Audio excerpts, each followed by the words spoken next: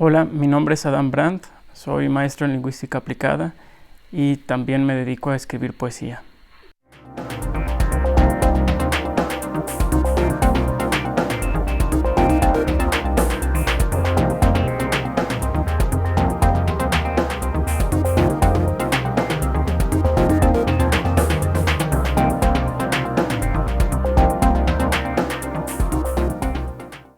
Adam Brandt, hoy lo entrevisto, es un joven poeta que ha publicado su primer libro, Animalaria es el título.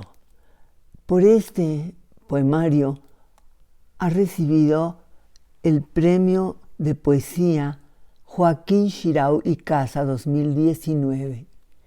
Le fue entregado por el Colegio de México y la Fundación Colmex en su 7ª edición.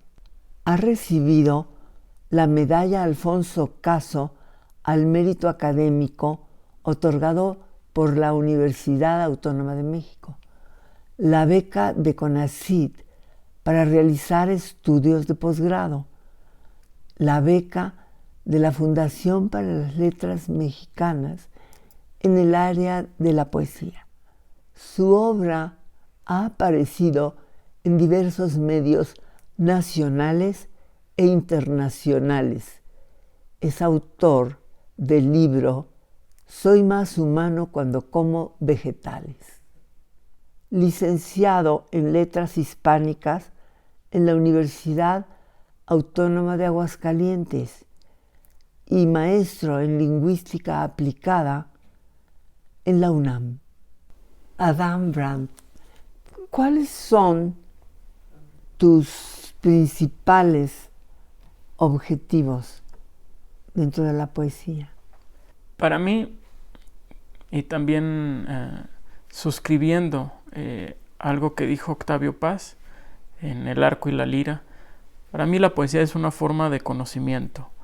Mi interés tanto en la poesía como por ejemplo en la lingüística o el análisis del discurso, que era lo que hacía antes, es poder conocer, poder entender un poco más el mundo, mi entorno, mi manera de ser y la manera de ser de los demás.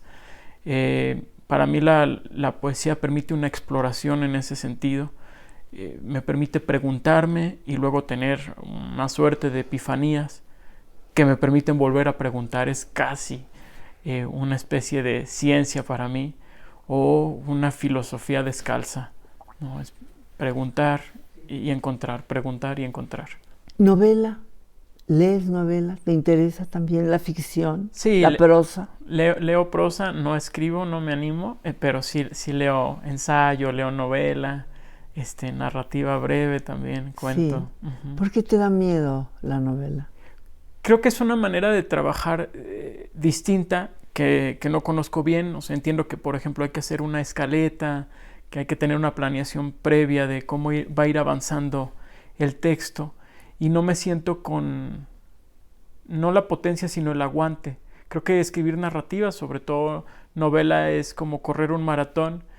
Y a veces la poesía, aunque se puede llevar uno mucho tiempo en escribir un poema, su brevedad o su síntesis es como correr nada más 100 metros planos.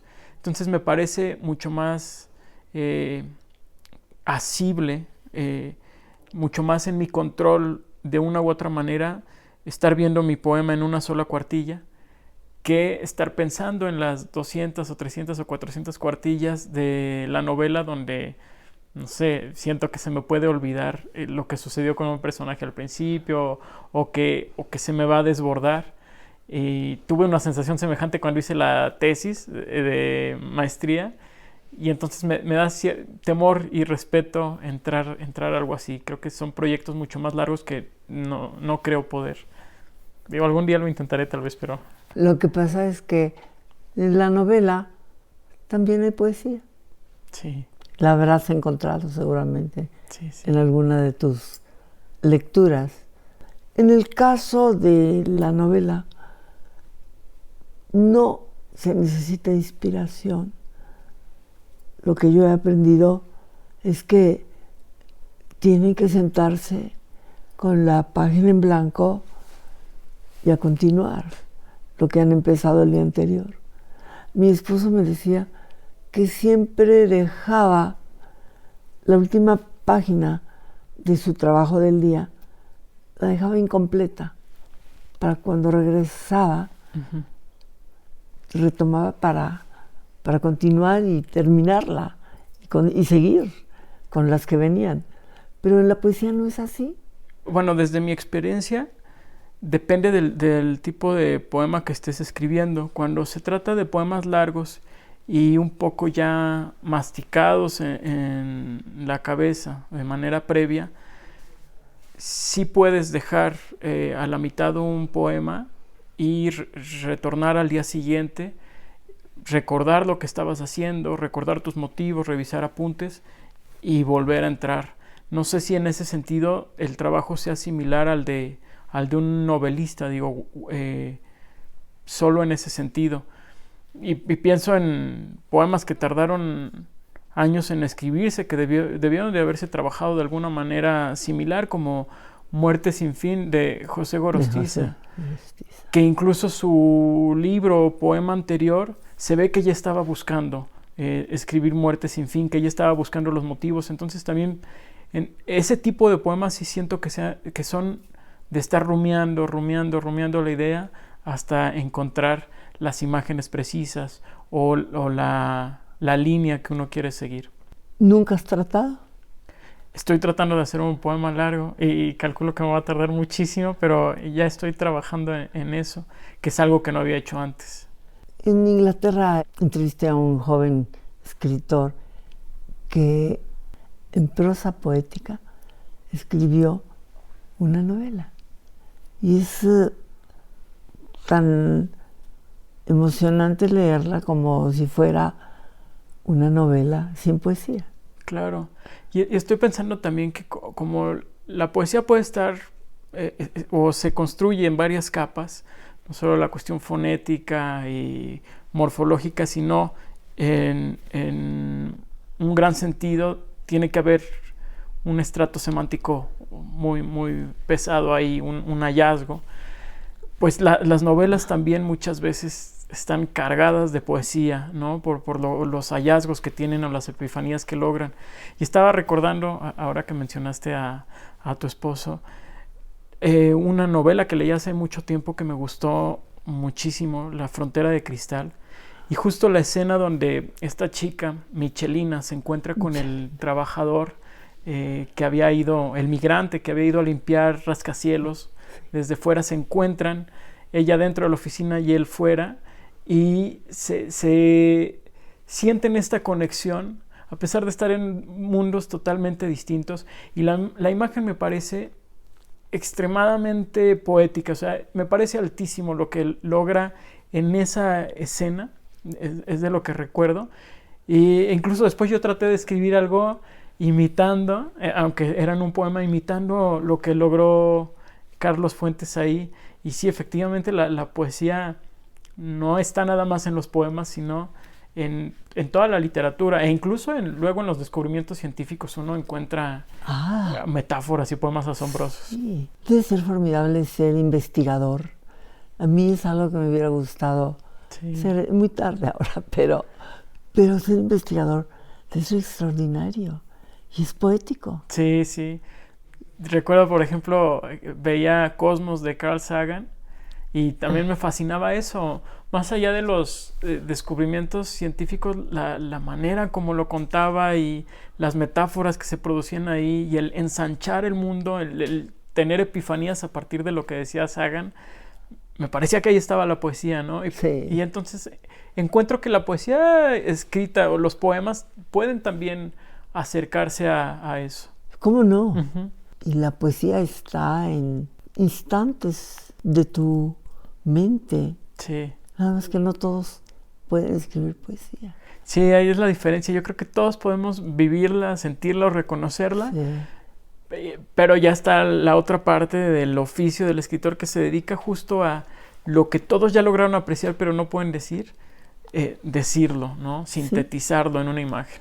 Porque la poesía debe ser sintetizada. Sí. No abstracta, pero sintetizada. Sintética. Sí, incluso a pesar de los poemas largos como como el que ya comentamos de Gorostiza, Sí. o como algunos de Octavio Paz o Sor Juana. Sí. Incluso esos poemas largos sí encuentran muchos momentos de síntesis muy poderosos.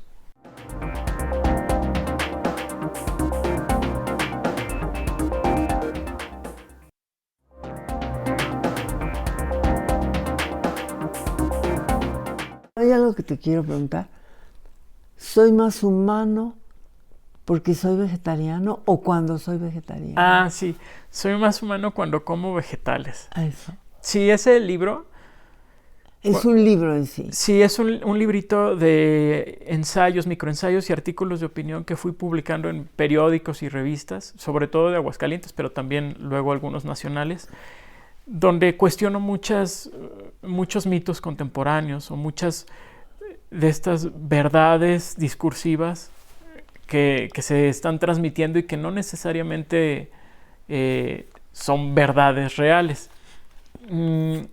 Empecé a escribir ese tipo de artículos inspirado en un libro de Roland Barthes que se llama Mitologías. Ajá. Y entonces hablaba de él, de los mitos contemporáneos que estaba viendo. Y yo dije, yo quiero hacer lo propio en articulitos de opinión para periódicos. Entonces justo eso, por ejemplo, el título es el título de uno de los artículos y que habla sobre las personas que se sienten moralmente superiores por ser veganas. Entonces yo cuestiono eso, ¿por qué se va a ser moralmente superior si se decide comer vegetales y no carne? ¿Qué tiene que ver eso con la moralidad o con la humanidad? Y bueno, el libro va en ese sentido. Son provocaciones, cuestionamientos de un montón de temas. ¿La palabra te interesa mucho? Mucho, muchísimo. La palabra es como una especie de mundo alternativo ahora más potente que el mundo real. Vivimos en un mundo de discurso, ¿no? El celular con las aplicaciones, la computadora, las noticias. Nuestro mundo puede ser el real, reducirse a una casa nada más y a nuestra colonia, pero conocemos el mundo completo a través de las palabras. Pero la poesía aparentemente se lee poco. Sí. La poesía que podría leerse más porque es breve, te mueve los sentidos. No se comparan, desde luego, una novela que tiene una historia de principio a fin, pero pues también la poesía tiene principio y fin. Claro, la gente prefiere en general leer novelas, porque quizás sea un poco más sencillo, aunque se lleven más tiempo, seguir la trama de un personaje, ¿no? Sus aventuras. Y convertirse en el personaje. Claro, ajá. Y en cambio con la poesía, aunque es mucho más breve y un poema en teoría llevaría mucho menos tiempo de lectura, su misma capacidad de síntesis hace que esté muy cargada o saturada de sentido en algunas ocasiones. Entonces, aparentemente sencilla y breve y no debería causar mayor dificultad, pero al momento de leerse hay que extraer un montón de sentido, de significado ahí, y eso puede llevarse uno horas, y tal vez a la gente es lo que le suele costar trabajo, y por lo que, a menos que sean poemas amorosos, prefieren no entrarle, porque los poemas amorosos sí se leen mucho. ¿Cómo no? Uh-huh. Sabines. Sabines, sí. Pasa, aunque pases más intelecto. Yo creo que sería de los poetas complicados de leer, sobre todo para la gente, digamos, normal, de a pie, que se dedica a otras cosas que no son la literatura. Yo sentiría que Paz les cuesta un poco más. Yo sentiría que Sor Juana les ha de parecer complicadísima. Si a uno o a mí me parece un poco difícil de leer, ¿no? Que hay que tener una actitud, el tiempo y la atención necesaria, porque si no uno se pierde. Lo mismo con Gorostiza. Sí. Entonces, creo que tiene una exigencia distinta, pide mucha paciencia y mucha atención, y a veces, sobre todo en estos tiempos, no estamos muy dispuestos a dedicarle tanto tiempo a algo, ¿no? Sobre todo ahora que en Facebook o las redes sociales, cada segundo podemos ver 3 noticias distintas, ¿no? Aunque no entremos a ellas, los puros titulares, es cada vez más difícil que alguien decida quedarse en un solo texto por media hora, 40 minutos, sabiendo que ese texto es de 15 líneas, ¿no? Sí, eso es cierto. Y eso no lo es como un retraso, un atraso. Puede ser. Es paradójico. Decimos que estamos en una época, nos llamamos la sociedad del conocimiento, la sociedad de la información. Ahora es algo con lo que nos solemos vanagloriar las generaciones de hoy. Y es cierto, nunca ha habido tantos avances y tanto conocimiento acumulado como ahora. Y al mismo tiempo, la gente común, nosotros, los de a pie, los que no somos científicos, en realidad pareciera que cada vez sabemos menos cosas, que vivimos en una oscuridad cada vez más grande, que nos dicen cualquier cosa y la creemos, ¿no? También estamos en la época de la posverdad, se dice. Entonces es esta paradoja. Hay unos cuantos que cada vez saben más, que profundizan muchísimo, pero el resto de la sociedad, todos los que somos de a pie, intelectualmente hablando, más bien cada vez sabemos menos y cada vez estamos más confundidos y cada vez nos importa menos. Sí, tu grupo, bueno, no sé si tienes grupo de amigos, no sé si eres más solitario, pero tienes que conocer gente joven. Claro. ¿Piensan como tú o se angustian por la situación generacional?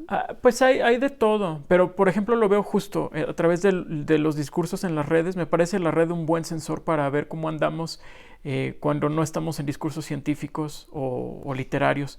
Y en las redes lo que veo es que hay gente que otra vez cree en la tierra plana, gente que ya no cree en las vacunas, ¿no? Y ahora hay una epidemia en Europa y ya llegó a Nueva York, estaba leyendo. Gente que está dispuesta a creer lo que le convenga más y cierra los ojos a las evidencias, cierra los ojos a la ciencia, cierra los ojos a la argumentación lógica. Y entonces no es tanto con mis amigos, digamos, pero sí lo que veo en las redes. Hay una proliferación muy extraña de la ignorancia, ¿no? Y un culto a este no saber, y a la posverdad, que es un término que antes no existía. No, y que ahora me lo estás dando tú ahora. Sí, y ahora es entre las nuevas generaciones, es un término común. La posverdad es esta cuestión de la verdad o la realidad ya no importa tanto, sino lo que yo quiera creer sobre la realidad. Y entonces en ese sentido todas las opiniones son igualmente válidas y todas las creencias tienen el mismo peso. Entonces se puede decir cualquier cosa y eso pues es contrario a una búsqueda honesta o genuina del conocimiento.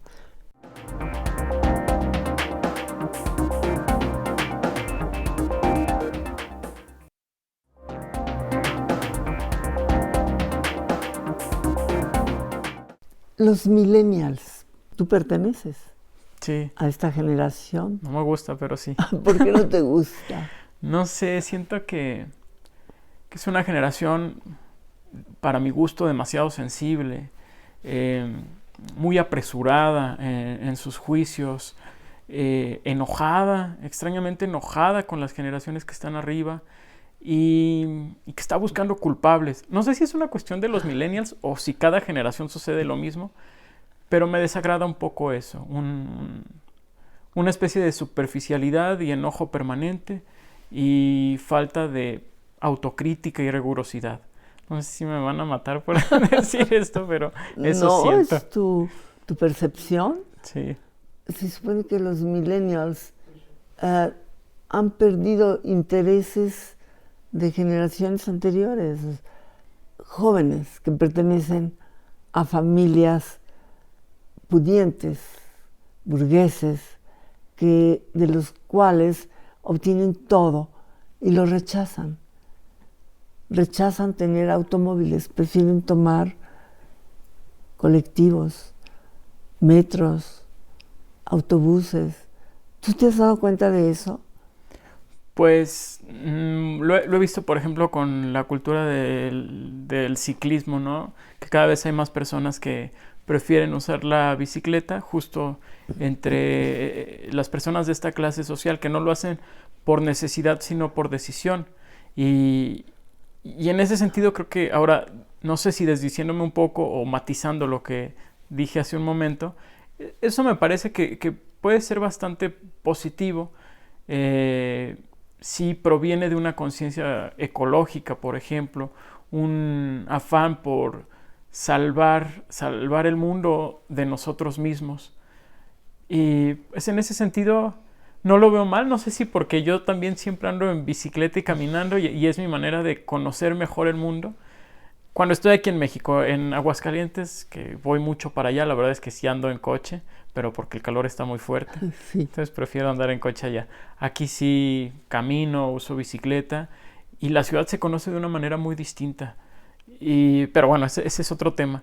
Con respecto a estas generaciones que lo están usando como una expresión política, eso sí me parece plausible, que cuiden al planeta, que traten de hacer, aunque sea de manera mínima, un cambio en su manera de vivir, sin confrontar a las generaciones que están arriba, porque creo que tampoco se trata de eso, ¿no? Cada generación construye su propio mundo y está bien que construyan el suyo o el nuestro, porque yo pertenezco a esa generación, pero creo que no se trata de pelearse con otras generaciones. Yo creo que en general, como todas las generaciones jóvenes, cada generación están buscando un lugar o estamos buscando un lugar. Se les ha saturado de discursos donde se les dice que son víctimas de todo y de todos. Y hay ideologías muy interesadas en hacernos creer que así es. ¿Sientes que se angustian? ¿O no viven tranquilamente sabiendo lo que dices? No, yo creo que sí hay una angustia, pero más que una angustia hay mucha ira. Creo que hay mucha ira. ¿Contra qué? Contra todo. Es que no sé, por ejemplo, me voy a meter en un tema muy espinoso, pero sí, la cuestión de la violencia de género. Ajá. Es innegable que existe el machismo, la violencia de género. Son cosas que ahí están, que no se pueden negar. Pero también del otro lado hay un discurso muy fuerte y radicalizado que ya no habla de un problema de machismo, sino que ataca directamente a los hombres o los sataniza o los ve como victimarios absolutos de las mujeres que siempre van a ser víctimas. La repetición de estos discursos pues crea odios y crea radicalizaciones, se polarizan mujeres y hombres, se sienten ofendidas por casi todo, y yo entiendo que hay algunas razones o algunas cuestiones por las que deben de estar enojadas y las comprendo, pero en el momento en el que empiezan a olvidarse de que los hombres también somos seres humanos que sentimos y que también nos equivocamos y que también nos pueden herir, en el momento, te digo, en el que olvidan eso, creo que ya se pierde la razón de ser de su causa, porque tendríamos que estar buscando justo la equidad y el diálogo y la concordia. Y cuando nos vemos como enemigos, los hombres y las mujeres, pues difícilmente se va a llegar a este estado que se quiere. Y creo que muchas jóvenes mujeres de las generaciones actuales no ven a los hombres como compañeros, sino como enemigos, y ese es un problema. ¿Sí? Sí. Así que encuentras una chica y es difícil entablar una relación, no tiene que ser de noviazgo, pero inclusive de amistad. Pues no, sí se puede, y se puede bien entablar amistades, pero hay que irse con mucho cuidado, creo. De evitar ciertos temas, de que no se ofendan. Ya no tanto, te digo, por ofenderlas por comentarios machistas, que eso lo entiendo muy bien, sino que ya incluso debatir sobre un tema puede prestarse a que piensen que las estás tratando de aleccionar, cuando solo estás debatiendo con con una igual, ¿no? En un sentido horizontal, Sí. pues uno también da sus opiniones. Entonces, se puede convivir, creo. Yo tengo muchas amigas. De hecho, como tengo 7 hermanas, me llevo mejor con mujeres que con hombres. Convivo más con Sí. mujeres que con hombres. Pero sí siento que luego hay que tener cuidado. Luego sí las veo enojadas y me cuentan, ¿no? Cómo están enojadas con todo. No sé, es un tema muy espinoso. Ajá, muy Sí, difícil. no divertido. No, no. ¿Y cómo ven a la generación nuestra, a los papás, a los padres? De nuevo, creo que como toda generación joven, quieren romper lazos o queremos romper lazos. Bueno, no es mi caso. Yo a veces hasta me siento como de otra generación. Pero los jóvenes quieren romper lazos, quieren ser poetas parricidas, quieren negar la tradición. Te digo, supongo que es la búsqueda de su camino. Supongo también que después entenderán que la tradición no se rompe así, sino que se dialoga con ella. Se traen las cosas buenas de la generación anterior y uno propone nuevos cambios, pero debe ser un diálogo, ¿no? Repetición y ruptura, pero la ruptura como un diálogo, no como una negación de lo que se hizo antes. Pues nos despedimos. Muchísimas gracias. Muchas gracias a Me ti. encantó A mí también. estar contigo. Muchas gracias. Con Adam Brandt, poeta, ensayista, profesor en lingüística, Silvia Lemus.